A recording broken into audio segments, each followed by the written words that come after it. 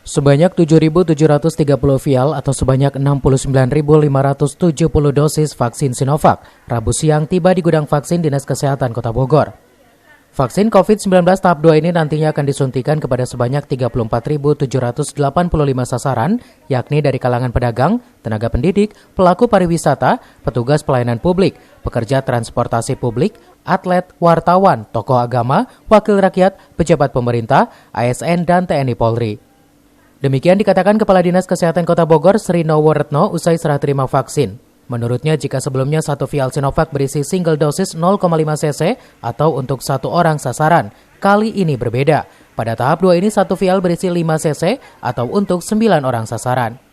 Untuk vaksin yang tahap kedua ini berapa Bu total semua yang dikirim? Kita baru terima vaksin untuk sasaran tahap kedua. Ya, jadi sasaran tahap kedua itu untuk pelayanan publik. Kita terima 7.730 vial. Ya, vial agak berbeda dengan yang tahap pertama kemarin. Kalau kemarin kan satu vial untuk single dose, ini sekarang satu vialnya 5 cc. Ya, nah sekali suntik vaksin kan 0,5 cc. Tapi IP vaksinnya 1:9. Artinya satu vial itu diperuntukkan untuk 9 orang. Ya, gitu. Jadi untuk total berapa orang? Total artinya 7.730 vial dikali 9 gitu kan. Itu ada 69.570 dosis.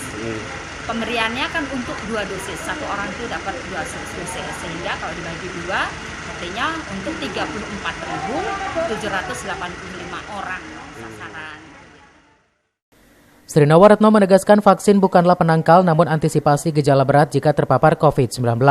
Karenanya bagi yang sudah melakukan vaksinasi agar tetap menjalankan protokol kesehatan dengan menerapkan 5M, yakni menggunakan masker, menjaga jarak, mencuci tangan pakai sabun, menjauhi kerumunan dan mengurangi mobilitas. Dari Kota Bogor, Herman Bons melaporkan.